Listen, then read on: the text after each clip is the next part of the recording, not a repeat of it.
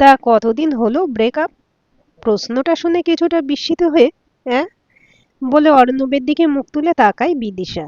হঠাৎ এমন প্রশ্নে সে একটু অপ্রস্তুত হয়ে পড়েছিল বটে, কিন্তু পরক্ষণেই নিজেকে সামলে নিয়ে বলে, আমার ব্রেকআপ হয়েছে এই কথাটা আপনাকে কে বলল?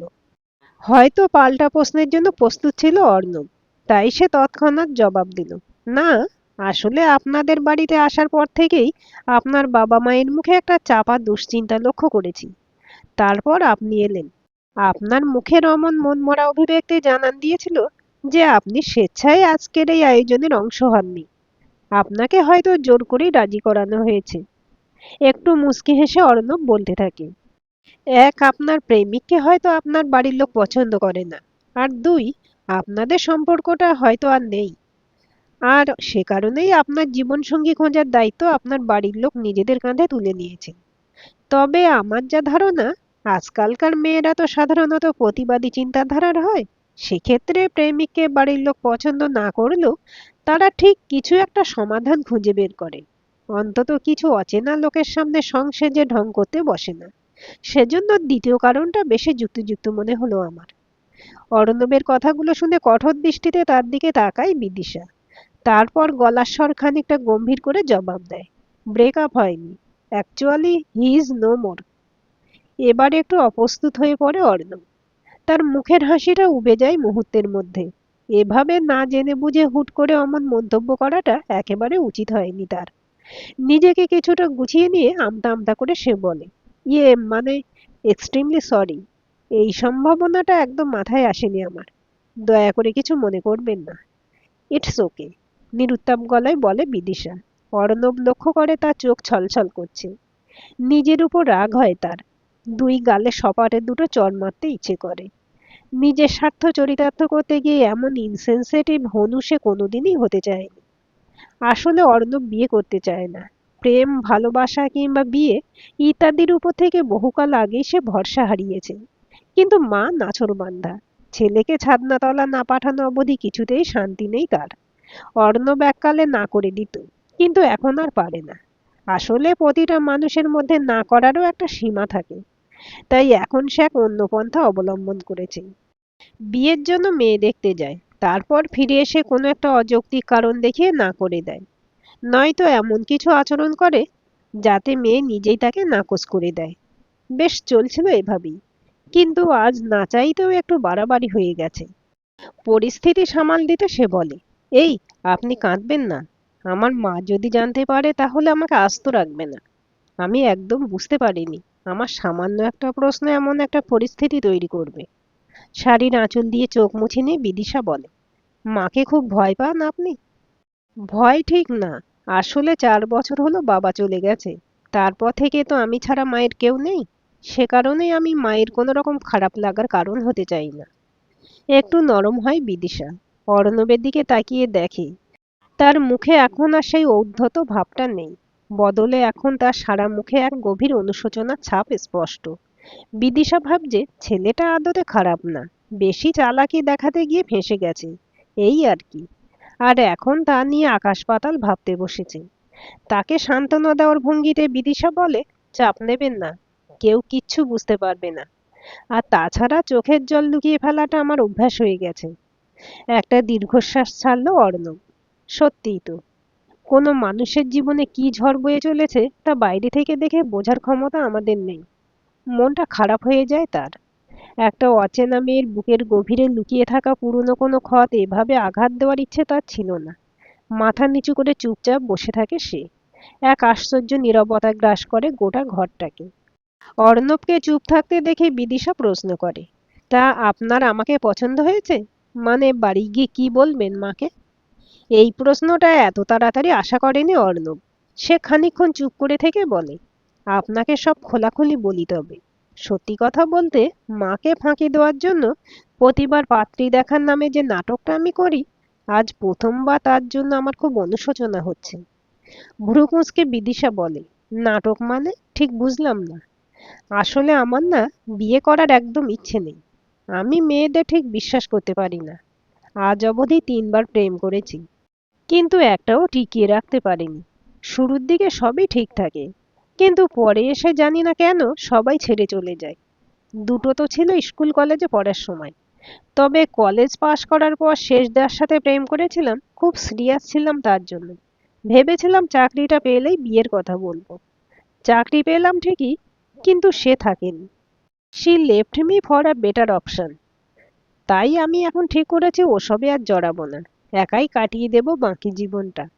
কিন্তু মা সেসব কিছুতেই বুঝতে চায় না। অগত্যা মায়ের জোরাজুরিতেই প্রতিবার মেয়ে দেখতে আসি।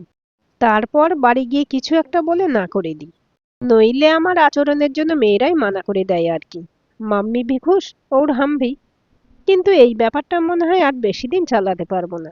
মা এবার একটু একটু সন্দেহ করতে শুরু করেছে।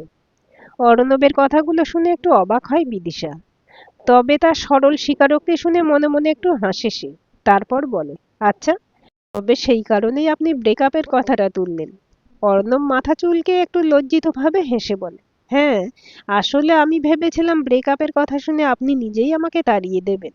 কিন্তু তারপর যা হলো, আই মিন। অর্ণবকে আবার ইতস্তত করতে দেখে এবার একটু আলতো হেসে বিদিশা বলে, ঠিক আছে, ওই ব্যাপারটা নিয়ে আর চিন্তা করতে হবে না। আমি কিছু মাইন্ড করিনি। না, আসলে তখন আপনার চোখে জল দেখার পর থেকে কেমন একটা যেন লাগছে। ছাড়ুন না ওসব। আপনি যত এই বিষয় নিয়ে কথা বলবেন তত আমার খারাপ লাগবে। বিদিশার গলায় আবার বিরক্তির ভাব স্পষ্ট। অর্ণব একটু অপ্রস্তুত হয়ে পড়ে। কি বলবে বুঝতে না পেরে সে ভাবলেশহীন মুখ নিয়ে তাকিয়ে থাকে বিদিশার দিকে। বিদিশাও তাকায় তার দিকে। এই প্রথমবার অর্ণব ভালোভাবে লক্ষ্য করে মেয়েটাকে। খুব একটা সাজেনি সে। পরনে একটা নীল সুতির শাড়ি, চুলগুলো আলতো খোঁপা করে বাঁধা, কপালে একটা ছোট্ট টিপ, ঠোঁটে হালকা লিপস্টিক, আর চোখে কাজল। তা সত্ত্বেও কি মিষ্টি লাগছে তাকে। বিশেষত তার চোখ দুটো বেশ সুন্দর। না, শুধু সুন্দর বললেও কম বলা হয়। তার অমন শান্ত স্নিগ্ধ দুটি চোখে বিরাজ করছে এক অদ্ভুত মাদকতা, যা পৃথিবীর যে কোনো নেশাকে হার মানাতে পারে, যা মনের অজান্তেই গ্রাস করে নেয় সমস্ত চেতনাকে। তার চোখের কাজল যেন সৃষ্টি করছে এক অমোঘ টান, অলৌকিক আকর্ষণ, যা এড়ানো কোনো সাধারণ মানুষের পক্ষে সহজ নয়। সেদিকে তাকিয়ে অর্ণবের মনে হলো পৃথিবীর সমস্ত প্রাপ্তি, সমস্ত চাওয়া পাওয়া তুচ্ছ করে সে ডুবে যেতে পারে তার মধ্যে। চিরকালের জন্য হারিয়ে যেতে পারে সেই চোখের অতল গভীরে। কি হলো? কি ভাবছেন? বিদিশার প্রশ্নে ঘোর কাটে অর্ণবের। সে তৎক্ষণাৎ তার দিক থেকে চোখ ফিরিয়ে নেয়। কি হয়েছিল তার হঠাৎ করে? এগুলো কি সব ভাবছিল সে? এমন তো আগে হয়নি কোনোদিন। বিদিশাকে তাকিয়ে থাকতে দেখে প্রত্যুত্তরে অর্ণব বলে, ভাবছিলাম মাকে এবার কি অজুহাত দেব। প্রতিবার যেগুলো বলেন তার মধ্যে থেকেই কিছু একটা বলে দেবেন। না, ভাবছি এবার আর কোনো অজুহাত দেব না। কথাটা শুনে থমকে যায় বিদিশা। তার বুকের বাঁদিকটা চিনচিন করে ওঠে। চোখে একরাশ প্রশ্ন নিয়ে অবাক দৃষ্টিতে সে তাকিয়ে থাকে অর্ণবের দিকে। তাকে চিন্তিত দেখে অর্ণব বলে, আরে, আপনি ভয় পাবেন না। আমি আপনাকে বিয়ে করতে চাই। এ কথা মাকে বলবো না। আসলে আমার মনে হয় আপনি আমার চেয়ে ভালো কাউকে ডিজার্ভ করেন। We are not made for each other, এটাই বলবো। আশা করি মা আপত্তি করবে না। আপনিও বাড়িতে বলবেন ছেলেটা খুব ইনসেনসিটিভ, ওভার স্মার্ট, একটু বেশি ভাট বকে, ইত্যাদি ইত্যাদি। আপনি সোলমেট বিশ্বাস করেন? থমথমে গলায় অর্ণবকে প্রশ্নটা করে বিদিশা। তার মুখটা বর্ষাকালের মেঘের মতো কালো হয়ে আছে। একটু আগেও তার মুখে যে হালকা প্রসন্নতা ছাপ চোখে পড়েছিল, তা এখন একেবারেই উধাও। অর্ণব ধীর গলায় জবাব দেয়, করতাম, এখন করি না। আমি করি। And I lost mine. বিশ্বাস করুন, আমি যদি কাউকে বিয়ে করি, তাহলে আমার মনে হবে আমি সঞ্জয়কেই ঠকাচ্ছি। পুরো জীবনটা তার সাথে কাটাবো কথা দিয়েছিলাম, সেও দিয়েছিল। সে তার কথা রাখেনি। তাই বলে কি আমিও রাখবো না? আপনিই বলুন, একটা মানুষকে ভুলে যাওয়া কি এতই সহজ? কিছুটা উত্তেজিত হয়ে এক নিঃশ্বাসে কথাগুলো বলে থামে বিদিশা। তার চোখ ছলছল করছে। বিদিশার কথার কি উত্তর দেওয়া উচিত অর্ণব ভেবে পেল না। সান্ত্বনা দেওয়ার মতো কোনো ভাষা বা অধিকার কোনোটাই এই মুহূর্তে তার কাছে নেই। নিজের জীবনে সে প্রেমের ব্যর্থতা দেখেছে ঠিকই, কিন্তু ভালোবাসার মানুষকে চিরতরে হারিয়ে ফেলার এই চরম সত্যের মুখোমুখি সে কোনোদিন হয়নি। বিদিশার এই হাহাকারের সামনে দাঁড়িয়ে অর্ণবের নিজের এতদিনে সাজানো একাকিত্বকে বড্ড ঠুনকো আর কৃত্রিম মনে হতে লাগলো। চোখে একরাশ হতাশা নিয়ে সে তাকিয়ে রইল জানলার বাইরে খোলা নীল আকাশের দিকে। কিছুটা সময় নিঃশব্দে কাটার পর বিদিশার দিকে আবার তাকায় অর্ণব। তার চোখে সহানুভূতির ছাপ স্পষ্ট। গলার স্বর খানিকটা নরম করে সে বলে, আমি আসলে একাকিত্বকেই স্বাধীনতা মনে করতাম। নিজের ভালোবাসার অক্ষমতাকে লুকিয়ে রাখতে চাইতাম একা থাকার নাটকের আড়ালে। তবে আপনাকে দেখে বুঝতে পারছি একাকিত্ব কারো কাছে ঠিক কতটা যন্ত্রণাদায়ক হতে পারে, আর ভালোবাসা ঠিক কতটা পবিত্র। আমি জানি না কি বলে আপনাকে সান্ত্বনা দেওয়া যায়, বা সান্ত্বনা দেওয়া আদৌ উচিত কিনা। তবে এটুকু বলতে পারি, আজ এই মুহূর্ত থেকে আপনার প্রতি সম্মানটা চিরন্তন হয়ে থাকবে। বিদিশা কিছু বলে না। তার দু চোখ বেয়ে অঝরে জলের ধারা গড়িয়ে পড়তে শুরু করেছে। সে বারবার শাড়ির আঁচল দিয়ে চোখ মুছতে থাকে।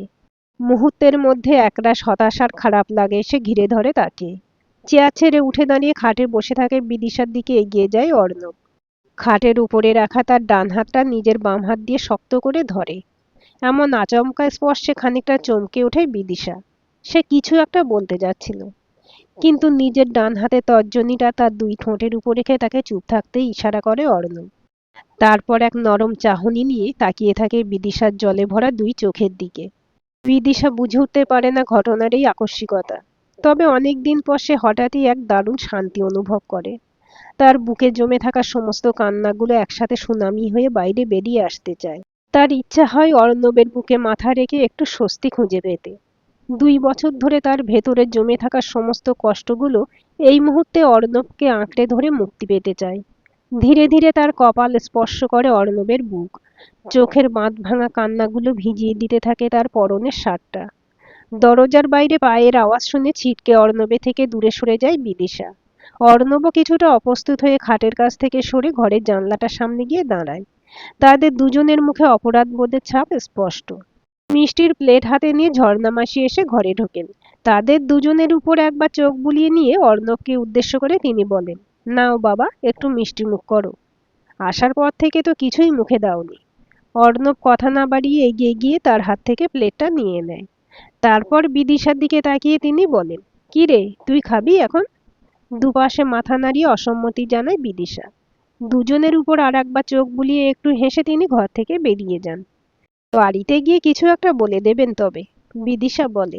অর্ণব লক্ষ্য করে তার গলার স্বর অত্যন্ত কঠোর। সে যতটা সম্ভব ধীর গলায় বলে, হ্যাঁ, আপনি চিন্তা করবেন না। চায়ের কাপ হাতে নিয়ে ছেলের ঘরের সামনে গিয়ে দরজায় টোকা দেন নীলিমা দেবী। সন্ধে হয়েছে, অথচ এখনো বসার ঘরে এলো না ছেলেটা। অর্ণব বাড়িতে থাকলে সাধারণত একসাথেই সন্ধে চা খান তারা। তবে আজ কি হলো ছেলেটা? বিকেলে বাড়ি ফেরার পর থেকে নিজেকে ঘরে বন্দি করে রেখেছে সে। এমনকি মেয়েটার সাথে কথা বলে বেরিয়ে আসার পর থেকেই তার আচরণে একটা পরিবর্তন লক্ষ্য করেছেন তিনি। নিজের স্বভাবের বিরুদ্ধে কেমন যেন চুপচাপ হয়ে গেছে ছেলেটা। বাড়ি ফেরার সময় জানতে চেয়েছিলেন মেয়েটাকে পছন্দ হয়েছে কিনা। তখন বলেছিল বাড়িতে এসে বলবে, কিন্তু তারপর থেকেই তো আর ঘর ছেড়ে বেরোচ্ছে না। 2-3 বার টোকা দেবার পর অর্ণব এসে দরজা খোলে। তার সারা মুখে কেমন একটা বিষণ্ণতার ছাপ। নীলিমা দেবী ঘরে ঢুকে আসেন। চায়ের কাপটা টেবিলের উপর রেখে তিনি প্রশ্ন করেন, কি হয়েছে তোর? আসার পর থেকে নিজেকে ঘরবন্দি করে রেখেছিস। ওখানে কি কিছু হয়েছে? মেয়েটা কিছু বলেছে নাকি? তার প্রশ্নগুলোর উত্তরে অর্ণব বলে, না, কি আর বলবে। আসার পর থেকে শরীরটা ভালো লাগছিল না, তাই ঘুমোচ্ছিলাম। কখন বিকেল গড়িয়ে সন্ধে হয়ে গেছে বুঝতেই পারিনি। কথাগুলো বিশ্বাস না হলেও অর্ণবকে তা বুঝতে দিলেন না নীলিমা দেবী। একটু হেসে তিনি বলেন, ঠিক আছে, এবার বল মেয়েটাকে কেমন লাগলো। বাড়ি ফিরে বলবি বললি, কিন্তু ফেরার পর কিছু না বলেই তো ঘরে ঢুকে গেলি। অর্ণব চুপ করে থাকে। যা বলতে চাইছে সেগুলো বললে তো বিদিশাকে দেওয়া কথা রাখা হবে না। কিন্তু মাও তো না শুনে ছাড়বে না। একটা কিছু তো বলতেই হবে তাকে। বাড়ি ফেরার পর থেকে অর্ণবের বুকে ঝড় উঠেছে। সেই ঝড়ের হাওয়ার দাপটে ভেঙে যাচ্ছে অর্ণবের তৈরি করা একাকিত্বের কৃত্রিম দেওয়ালগুলো। চোখ বন্ধ করলেই বিদিশার সেই শান্ত স্নিগ্ধ মুখটা বারবার মনে পড়ছে তার। তার চোখের অমন সারল্যের কথা মনে পড়লেই অর্ণবের পাগল পাগল লাগছে।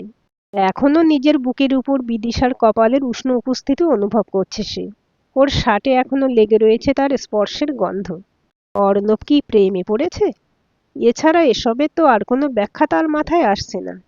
কিন্তু কেন হলো এমনটা? নিজের মনকে সুরক্ষিত রাখতেই তো সে তৈরি করেছিল সেই দেওয়ালগুলো।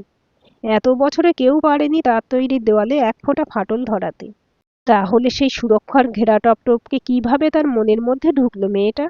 অর্ণবের কিছু ভালো লাগে না, কারণ তার এই অনুভূতিতে কোনো ভবিষ্যৎ নেই।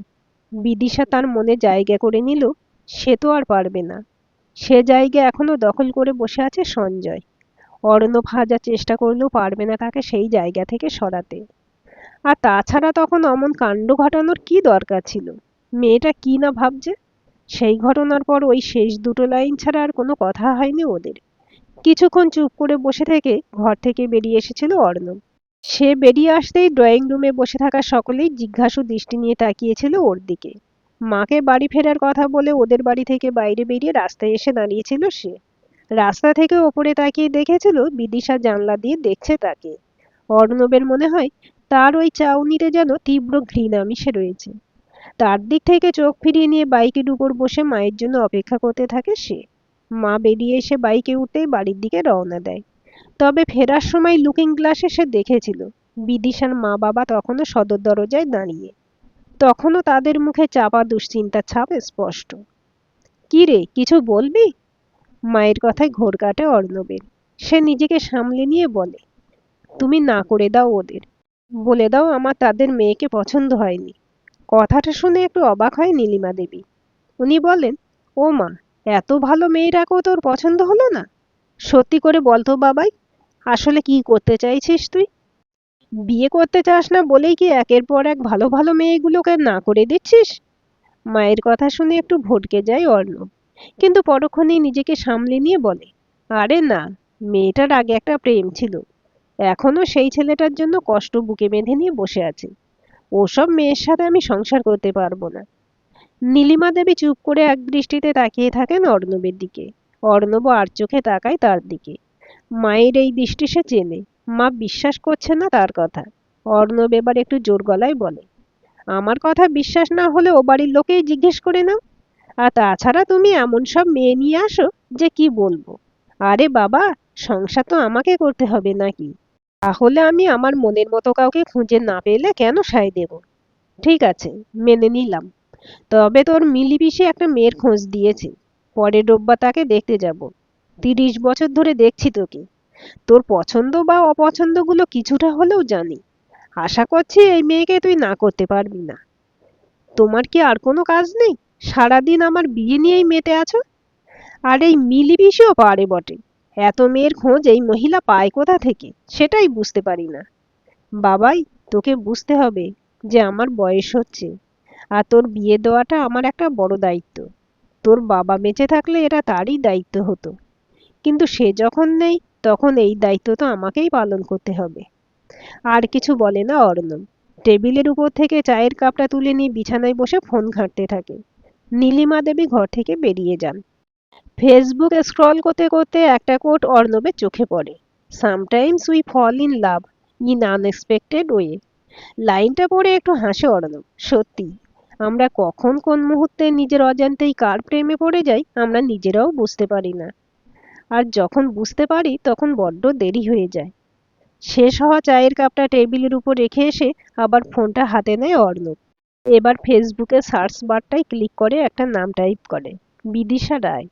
সার্চ বাটনে ক্লিক করতে একসাথে অনেকগুলো প্রোফাইল ভেসে ওঠে তার চোখের সামনে। সে স্ক্রল করে প্রায় শেষের দিকে চলে আসলেও সেই প্রোফাইলটা তার চোখে পড়ে না, যেটা সে খুঁজছিল।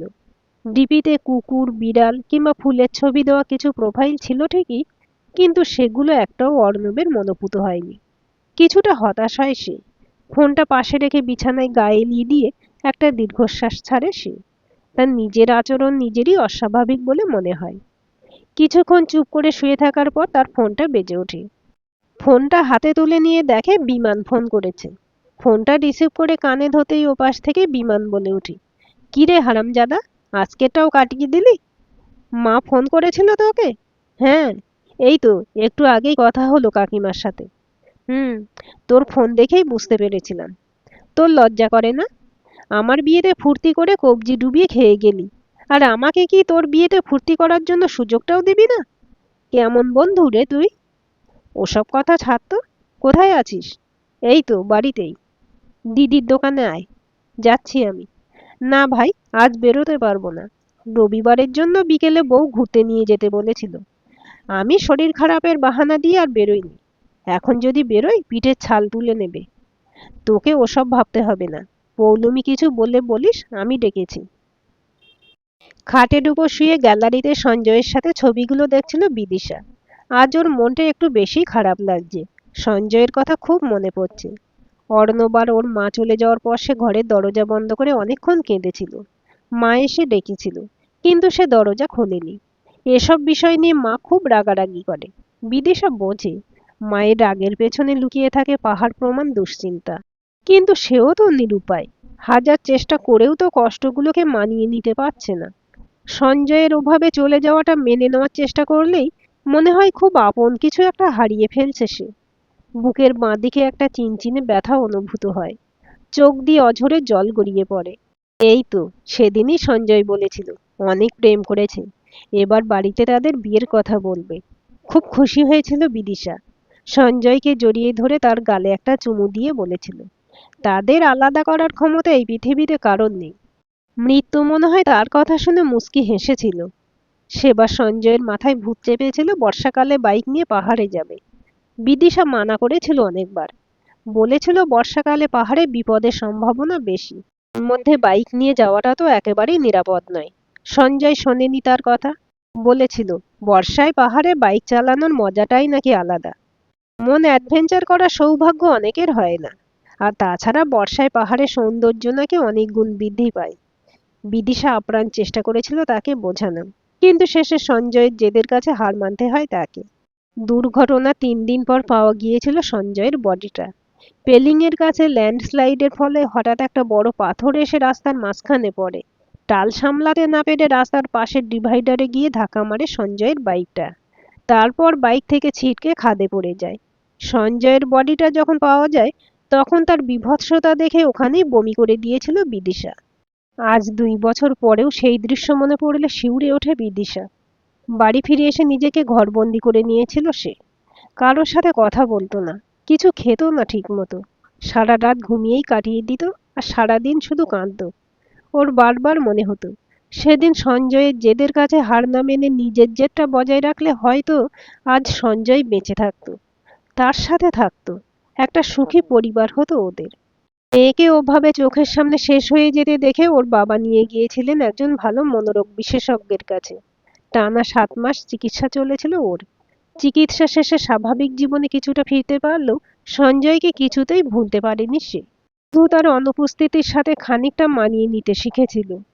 6 মাস আগে মা যখন তাকে বিয়ের কথা বলেছিল তখন এক বাক্যে না করে দিয়েছিল, কারণ সে তার বাকি জীবনটা শুধুমাত্র সঞ্জয় স্মৃতিগুলো আঁকড়ে কাটিয়ে দিতে চায়। মা খুব রাগারাগি করত, বিদিশা সেসব কানেও তুলত না। বাবা অবশ্য কিছু বলতেন না ঠিকই, তবে তার মুখে তীব্র দুশ্চিন্তার ছাপগুলো বিদিশা চোখ এড়াতে পারেনি। হাজার হলেও সে তো তাদের মেয়ে। তার এমন পরিণতি তারা কিছুতেই মেনে নিতে চাননি। অবশেষে 2 মাস আগে মায়ের চোখের জল আর বাবার অমন শুকনো মুখের সামনে হার মানে বিদিশা। বিয়েতে সম্মতি দেয় সে। তবে তার কিছু শর্ত আছে। যে তাকে বিয়ে করবে তাকে সবটা জেনেই বিয়ে করতে হবে। একজন স্ত্রী সমস্ত ধর্ম পালন করলেও কোনোদিন তাকে ভালোবাসতে পারবে না সে। এমনকি তার মনে সঞ্জয়ের উপস্থিতিও তাকে মেনে নিতে হবে। আর ছেলে পছন্দ না হলে তো কোনো কথাই নেই। বিদিশার শর্তগুলো শুনে ওর মা বলেছিলেন সোজাসুজি বললেই তো হয় যে বিয়ে করবি না, শুধু শুধু আমাদের মন রাখার জন্য বিয়েতে সম্মতি দেওয়ার নাটক না করলেও হয়। নাটক? হ্যাঁ, নাটকই বটে। বিদিশা জানে তার সমস্ত শর্ত মেনে কেউ হয়তো তাকে বিয়ে করতে চাইবে না।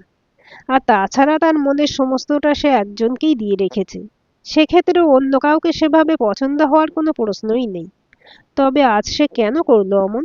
ওভাবে দুর্বল হয়ে একটা অচেনা ছেলের কাছে নিজেকে কিভাবে সঁপে দিল সে? নিজের উপর তার ঘৃণা হয়। বুকের মধ্যে চাপা কষ্টের দম বন্ধ হয়ে আসতে থাকে। মনের হাহাকারটা এবার কান্না হয়ে গাল বেয়ে গড়িয়ে পড়ে। নিজেকে সান্ত্বনা দেয় বিদিশা। তার তো কোনো দোষ নেই। অর্ণবের কথাগুলো শুনেই তো অতীতের সব না পাওয়াগুলো একে একে এসে ভিড় করেছিল তার মনে। সব দোষ ওই ছেলেটার। ওর অমন অনধিকার চর্চার কারণেই তো পুরনো স্মৃতিগুলো ফিরে এসে দুর্বল করে দিয়েছিল বিদিশাকে। খাটের উপর উঠে বসে চোখের জল মোছে সে। তারপর ফোনে সঞ্জয়ের ছবির দিকে তাকিয়ে মনে মনে বলে আই অ্যাম সরি সঞ্জয়, আমি তোমায় ওভাবে ঠকাতে চাইনি। তখন কি থেকে কি যে হয়ে গেল আমি কিছুই বুঝতে পারিনি। দরজায় টোকা পড়তেই ভাবনার জট কাটে বিদিশার। ফোনটা রেখে খাট থেকে নেমে গিয়ে দরজা খুলে দেখে দুধের গ্লাস হাতে নিয়ে ওর মা দাঁড়িয়ে আছেন দরজার বাইরে। বিদিশা সরে দাঁড়ায়। রেখা দেবী ঘরে ঢুকে দুধের গ্লাসটা টেবিলের উপর রেখে বলেন, ওরা যাওয়ার পর থেকে নিজেকে ঘরবন্দি করে রেখেছিস। তোর কি শরীর খারাপ লাগছে? না, এমনি, ভালো লাগছিল না, ধীর গলায় বলে বিদিশা। রেখা দেবী মেয়েদিকে তাকিয়ে দেখেন তার মুখটা বিষণ্ণ এবং তাতে ক্লান্তির ছাপ স্পষ্ট। তিনি বলেন, কি হয়েছে? ছেলেটা কিছু বলেছিল নাকি? না, কিছু বলেনি, থমথমে গলায় উত্তর দেয় বিদিশা। রেখা দেবীর মুখে সন্দেহের ছাপ স্পষ্ট। তিনি আবার প্রশ্ন করেন, তুই কিছু বলেছিস ছেলেটাকে? এবার একটু বিরক্ত হয় বিদিশা। উত্তেজিত গলায় বলে, আমি কেন কিছু বলতে যাব মা? আমার কি খেয়ে দেয়ে আর কোনো কাজ নেই? তোমরা আমার বিয়ের জন্য পাত্র দেখতে লেগেছ, আমি রাজি হয়েছি। কিন্তু তাই বলে তাদের সাথে আলাপ করার বা তাদের নিয়ে কোনো মন্তব্য করার কোনো ইচ্ছেই আমার নেই। আর তাদের যদি আমার পছন্দ না হয়, তার দায় তো আমার না। কথা না বাড়িয়ে ঘর থেকে বেরিয়ে যেতে যেতে রেখা দেবী বলেন, ছেলেটার মা ফোন করেছিল, না করে দিয়েছে। আর দুটো খেয়ে নিস। বিদিশা কিছু বলে না, যদিও সে জানতো এমনই কিছু হবে। এই কথাই তো হয়েছিল অর্ণবের সাথে। তবুও তার মনটা হঠাৎ অস্থির হয়ে ওঠে। এই খবরে তো তার স্বস্তি পাওয়ার কথা, তবে কেন এই অস্থিরতা? বিদিশা আর কিছু বুঝতে চায় না। ভাবনাগুলো ঝেড়ে ফেলে আবার খাটের উপর গিয়ে বসে সে। ফোনটা হাতে নিয়ে সে ভাবে, অর্ণবকে কি ধন্যবাদ জানানো উচিত? মনে হয় তার কথা রাখতেই তো সে না করেছে এই সম্বন্ধটা। অবশ্য সেও তো বিয়ে করতে চায় না, কারণেও না করতে পারে। আর তাছাড়া তাকে ধন্যবাদ জানাতে হলে তো তার সাথে যোগাযোগ করার কোনো মাধ্যম থাকতে হবে। অর্ণবের ফোন নম্বর তো তার কাছে নেই, আর সোশ্যাল মিডিয়া সে ব্যবহার করে না, শুধুমাত্র হোয়াটসঅ্যাপ ছাড়া। আগে করতো, তবে সঞ্জয় চলে যাওয়ার পর নিজেকে সেসব থেকে দূরে সরিয়ে নিয়েছে। খাটের উপর শুয়ে পড়ে একটা দীর্ঘশ্বাস ছাড়ে বিদিশা। আজ অনেক দিন পর একসাথে অনেক কিছু ঘটেছে তার জীবনে। সব কিছুর সাথে মানিয়ে নিতে নিজেকে সময় দিতে হবে। শুয়ে থাকতে থাকতে নিজের অজান্তেই কখন যেন ঘুমিয়ে পড়ে সে। রাত তখন প্রায় ৮টা। দুটো বেঞ্চে মুখোমুখি বসে আছে বিমান আর অর্ণব। তাদের মাঝের টুলটায় রাখা আছে দুটো ধোঁয়া ওঠা গরম চা। কলেজে পড়ার সময় থেকেই রোজ সন্ধ্যায় দিদি চায়ের দোকানে আড্ডা দেওয়াটা তাদের একটা অভ্যাস। অবশ্য এখন কাজের চাপে রোজ আসা হয় না। তবুও তাদের দুজনের কেউ কোনো বিষয় নিয়ে চাপে থাকলে তখন নির্দ্বিধায় তারা চলে আসে এখানে। অনেকক্ষণ ধরেই তারা কেউ কোনো কথা বলছে না। একটা সিগারেট ধরিয়ে অর্ণবের দিকে তাকিয়ে বিমান বলে, কি রে, কিছু বলবি? আসার পর থেকেই মুখটা বাংলার পেঁয়াজ করে বসে আছিস। কিছু বলার জন্য তো আসিনি, এমনি তোর সাথে দেখা করার ইচ্ছে হলো তাই এলাম, ধীর গলায় জবাব দেয় অর্ণব। বিমান জোর গলায় বলে, কেন রে, আমি কি তোর গার্লফ্রেন্ড? বেশি ভাট না বকে বল, কি হয়েছে? আরে সত্যি বলছি, কিছু হয়নি। বাড়িতে বসে থেকে ভালো লাগছিল না, তাই চলে এলাম আর কি। দেখ ভাই, আমি তোকে সেই ক্লাস 9 থেকে চিনি, তাই তুই কখন এমনি দেখা করতে আসিস আমার ভালো মতো জানা আছে। ন্যাকামি না করে কি হয়েছে সেটা বল। আমি আবার প্রেমে পড়েছি, খানিক সংকোচের সুরে বলে অর্ণব। তার কথা শুনে কিছুক্ষণ নির্বিকার হয়ে তার দিকে তাকিয়ে থাকে বিমান। তারপর চোখে একরাশ উত্তেজনা নিয়ে বলে, আরে বাস, এ তো খুব ভালো খবর। এবার আর কাকিমাকে তোর বিয়ে নিয়ে চিন্তা করতে হবে না। ছেলে পাত্রী খুঁজে নিয়েছি, এবার খালি ছাদনাতলা অবধি। বিমান কথাটা শেষ করে না, ভুরু কুঁচকে অর্ণবের দিকে তাকিয়ে বলে, আচ্ছা, তুই বললি প্রেমে পড়েছিস, করছিস না, তার মানে কি মেয়েটার দিক থেকে কোনো সায় নেই? ওরকমই কিছু মনে করে নে, নিরুত্তাপ গলায় উত্তর দেয় অর্ণব। ভাই, খোলাখুলি বল তো ব্যাপারটা কি? আর মেয়েটাই বা কে? তেমন কিছু হলে আমি কথা বলবো মেয়েটার সাথে। আজ যে মেয়েটাকে দেখতে গিয়েছিলাম সেই মেয়েটাই। তবে যা পরিস্থিতি হয়ে আছে, সেক্ষেত্রে তুই কেন, স্বয়ং ভগবান শ্রীকৃষ্ণ এসেও কিছু বললেও সুরাহা হবে বলে মনে হয় না। প্লিজ, হেঁয়ালি করিস না তো। মেয়েটাকে যখন তোর পছন্দই হয়েছে, তাহলে সম্বন্ধটা না করে দিলি কেন? কি এমন পরিস্থিতি শুনি? মেয়েটার একটা অতীত আছে। আরে ধুর, আজকালকার দিনে ওসব কার না থাকে। তোর তো নিজেরই 3-3টে। ওর প্রেমিক মারা গেছে। বিমানকে থামিয়ে দিয়ে বলে অর্ণব। তারপর বিমানের হাত থেকে সিগারেটটা নিয়ে তাতে একটা টান দিয়ে ধোঁয়া ছেড়ে সে বলে, মেয়েটা এখনো তার স্মৃতি আঁকড়ে এক বুক যন্ত্রণা নিয়ে বেঁচে আছে।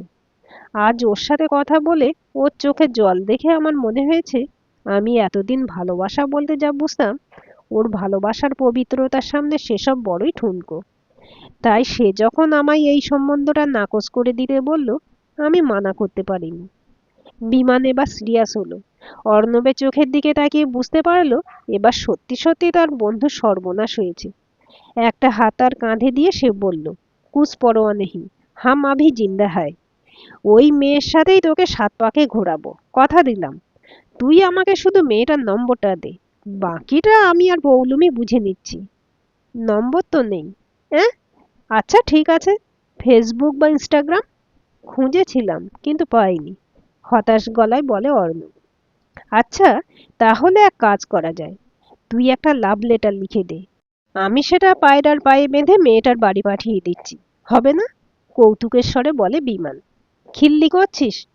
আমার না তোকে কিছু বলাই ভুল হয়েছে, চায়ের দামটা দিয়ে দিস, আমি বাড়ি চললাম। দিন চারে কেটে গেছে। এই 4 দিনে অর্ণবের মনে হয়েছে এক একটা দিন যেন এক একটা শতাব্দীর সমান। নিজের ঘরে বসে ল্যাপটপের স্ক্রিনের দিকে তাকিয়ে থেকেও তার মন পড়ে থাকতো একজোড়া সজল চোখের গভীরে। বিদিশাকে দেওয়া কথা সে রেখেছে, কিন্তু নিজের মনকে বোঝাতে পুরোপুরি ব্যর্থ হয়েছে। অন্যদিকে বিদিশার অবস্থাও খুব একটা আলাদা ছিল না। অর্ণবের সেই স্পর্শ, তার শার্টে জমে থাকা নিজের চোখের জল, আর শেষ মুহূর্তে তার বলা কথাগুলো বিদিশার মনে এক অদ্ভুত আলোড়ন তৈরি করেছিল। সঞ্জয়ের স্মৃতিকে সে মুছে ফেলতে চায়নি, কিন্তু অর্ণব যেভাবে তার ক্ষতগুলোকে আঘাত না করে সম্মান জানিয়েছিল, তা বিদিশার মনে জমে থাকা একাকিত্বের বরফটাকে একটু একটু করে গলাতে শুরু করেছিল। রবিবার সকালে অর্ণবকে অন্য একটি মেয়ে দেখতে যেতে হতো। নীলিমা দেবী ঘরে এসে জামা কাপড় গুছিয়ে রাখছিলেন। বাবাই, বেলা তো হতে চলল, তৈরি হয়ে নে, মিলি পিসি আর কিছুক্ষণ পরেই পৌঁছবে, নীলিমা দেবী শান্ত গলায় বললেন। অর্ণব বিছানায় বসেছিল। সে হঠাৎ উঠে দাঁড়িয়ে মায়ের হাত দুটো চেপে ধরল। "আহ, আজ আমি কোথাও যাব না, কোনোদিন কোনো পাত্রী দেখতে যাব না।" নীলিমা দেবী খানিকটা অবাক হয়ে ছেলের দিকে তাকালেন। আবার সেই এক কথা, কি চাইছিস বলতো তুই? আমি বিদিশাকে চাই মা। অর্ণবের গলার স্বর এবার আগের মতো লুকোনো ছিল না, তাতে এক অদ্ভুত জেদ আর স্পষ্টতা ছিল।